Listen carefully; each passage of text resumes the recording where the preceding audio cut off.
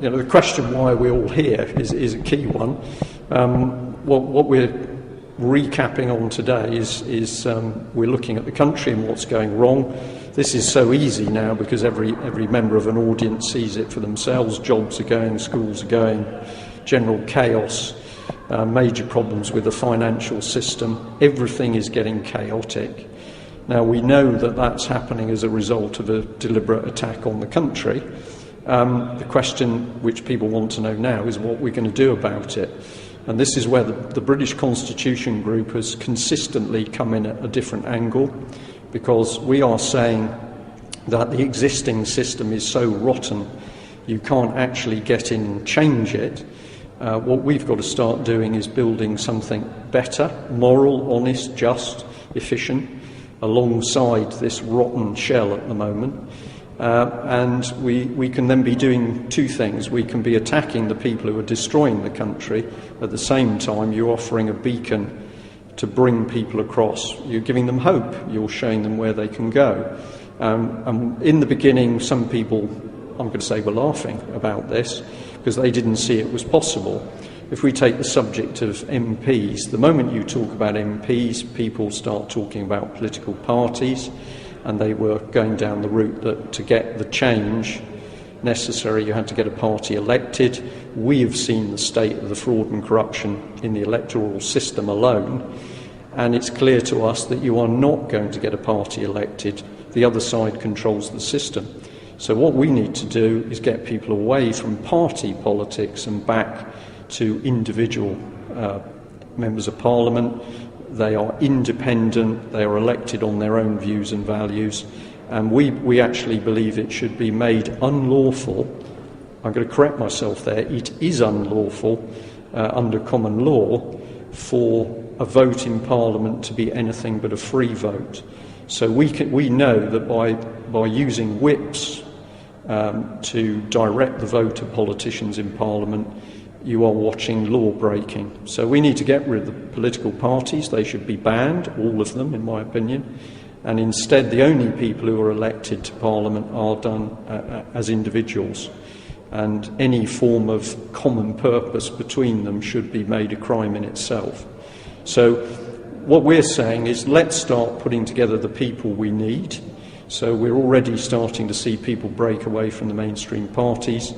People in the smaller parties are now saying we're beginning to see what you're talking about because our leaders are collaborating with Europe. I mean, if I just take UKIP and BNP as one example, both the leaders are now paid by the European Union. Well, how ridiculous is that? So we're gently saying, stay where you want to. If you're in a group or an organisation, stay where you want to, but start to do the right things. And those things, we're pushing them forward. Now, this is why we've also gone for the same idea with the banks. We know that the present financial and economic system is totally corrupt. It can be proven, it's obvious. So what we should do is, instead of burning ourselves out trying to correct the system, we simply start a parallel system, the lawful bank, although there are other people who are looking at similar ideas now.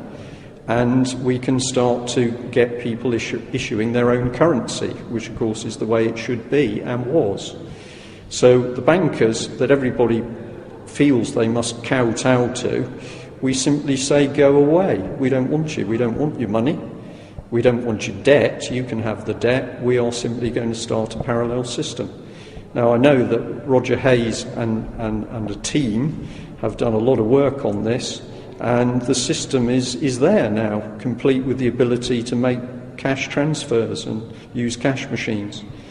So it's not pie in the sky. The actual technical system for doing it is there, and all that we need are people to come on board.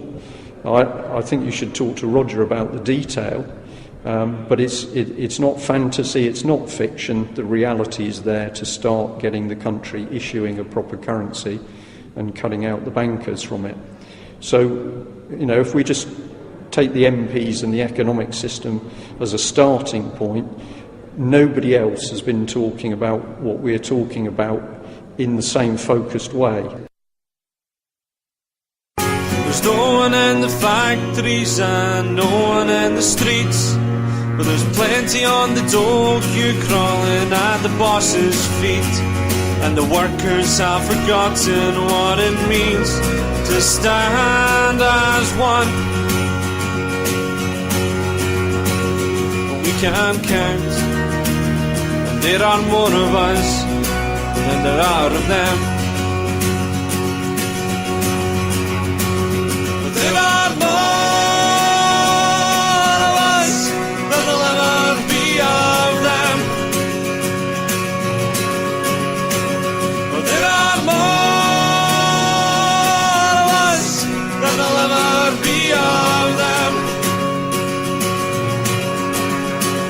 And we are stronger together than they'll ever comprehend. If the workers are united, then there's nothing we can't do. If we hold strong the picket lines, there's no way we can lose. And the bastards won't defeat us, they might cheat us, but they will never win. And the bastards won't defeat us, they may cheat us, but they'll never break us down.